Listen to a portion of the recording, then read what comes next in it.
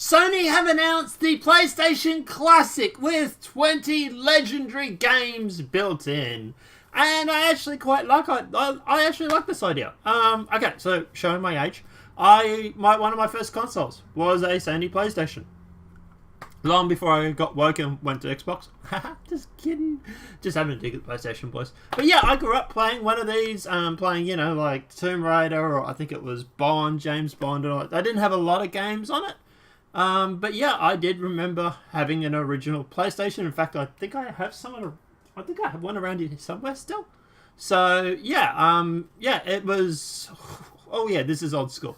Joystick ports in the front, and there was also memory cards, I think, in the back from memory. But yeah, let's jump into it and let's see what they're doing. So kids in the 90s, this is our year. Hey Arnold is coming back, and you can now fulfill your childhood dreams by going onto the Crystal Maze, and now Sony is bringing back the original PlayStation. So, moving along. Forget looking for new games and consoles upgrade this year. Sony is giving lifelong fans, not to mention millennials and Gen Zers, too young to remember those glory days, a chance to experience the classic console all over again. The mini console is set to feature 20 generation-defining games, including the legendary Final Fantasy VII, arguably the best installment in its series, along with Tekken 3 and Ridge Racer.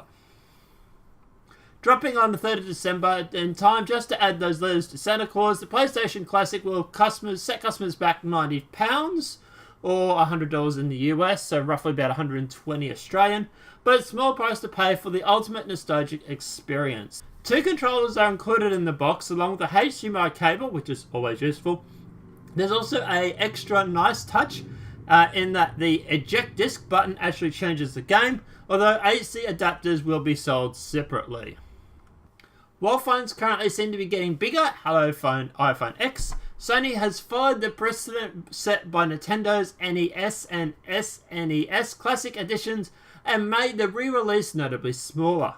But Sony's estimate the PlayStation Classic is 45% smaller than the original PS1. Note, this is very different from the PS1, which is smaller redesigned the original console from the turn of the century. In a nostalgic-laced post announcing PlayStation Classic, Sony said, almost 25 years ago, the original PlayStation was introduced to the world, developed by Sony Computer Entertainment. It was the first home console in video game history and shipped up to 100 million units worldwide, offering customers a chance to play games with real-time 3D rendering graphics in their home for the first time.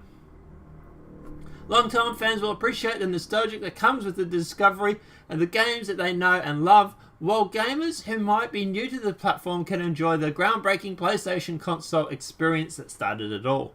And that might not be the end of the current trend for reviewing long-forgotten consoles. Rumours have been floating around the internet that Nintendo will take on Sony's PlayStation Classic release by releasing a miniature version of the Nintendo 64. Whether you're an avid lover of Nintendo or Sony fan throughout, it looks like it's time to grab your Walkmans or cassettes, slap on a bucket hat, and load up Push Pop, because 90 Nostalgic is clearly alive and well. Alright, so at the end of the day, what's my takeaway from this? What's my view? Okay, so I get a little worried because it seems like you can't change any more than the 20 games that are already in there. So to me, that is a bit of a concern. I would like to be able to go through and play all of the original games like you can do on Xbox. But yeah, this is definitely a trend that we're seeing with, for example, Xbox. Xbox allows you to go back and has backward compatibility on most of the original Xbox titles. Now, obviously, Sony can't do that because of their architecture and their design. So their way around it was to obviously re-release the console in a smaller version. I want to be able to play the original games. I don't know if you'll be able. I don't know if you'll be able to chip it still.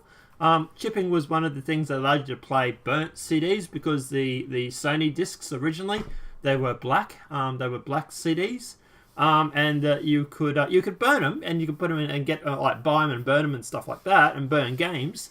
But you had to have a chip in it to read the burnt game. So at the end of the day, yeah, I would, like I say, I would like to see it be able to play the original games. I don't think there's going to be any sort of internet support. I don't know. It's just, it's a good idea, but it just doesn't seem to go further enough. I don't know. I really would like to be able to tell if you could go through and play the old games, because that would be really good for me. I would really love to do that. Otherwise, I might as well just go out and break up the old PlayStation I've got. It still works, I believe. And go through and actually just play the old games on that. It's, you know, I don't know. Xbox does this a lot better because of the fact that you can play their old games and it's across all their platforms and stuff. So, yeah, I don't know. Guys, let me know what your thoughts are in the comment section about this. Are you happy about this? Are you sad? Do you think it'll hit the mark? Do you think it's going to be a fad? Do you think it's just not going to be popular? Let me know what your thoughts are in the comment section below. If this video has been helpful, please smack a like. If you're new to the channel, welcome and subscribe. Apart from that, guys, I'll see you in the next demonetized video from YouTube. Have a great night and enjoy.